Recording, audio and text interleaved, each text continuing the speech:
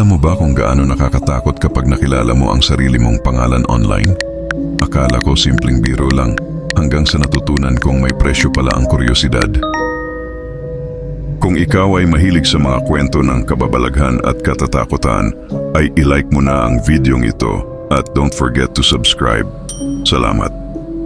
Sabay-sabay nating alamin kung paano ito nauwi sa kasukdulan. Makinig ka, dahil hindi mo gugustuhing makaligtaan ang buong salaysay. Simulan na natin mga tagapagmasid. Nagsimula ang lahat bilang isang biro. May nag-imbita sa akin sa Twitter group chat na tinawag nilang The Olivias. Inakala kong simpleng kasayahan lang, mga meme, biro tungkol sa maling spelling sa Starbucks. Baka makahanap pa ng bagong kaibigan. Pero kagabi, nag-iba ang takbo ng usapan. Napansin ko, eksaktong 12 kaming Olivia at bawat isa'y galing daw sa iba't ibang time zone.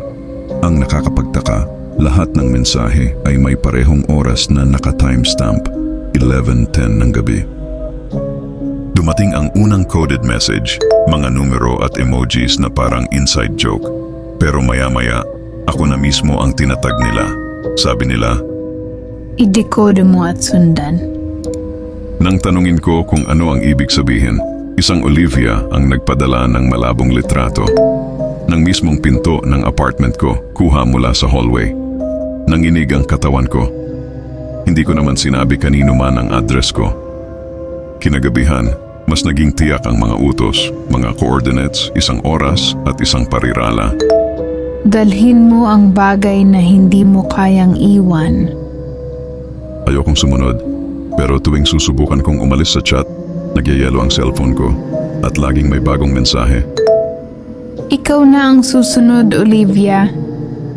Habang lumalapit ang 11:10 ng gabi, lalo akong kinakabahan hanggang sa lumabas ang huling mensahe. Ngayon ikaw na ang mawawala.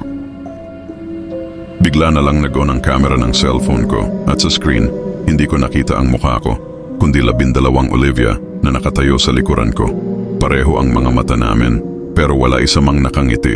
Nag-flicker ang screen at ang huli kong narinig ay ang sarili kong boses. Paulit-ulit na binibigkas ang coordinates, habang biglang natahimik ang buong chat. At kung sakali mang may mag-imbita sa iyo sa isang group chat na may parehong pangalan ninyo, huwag kang papasok.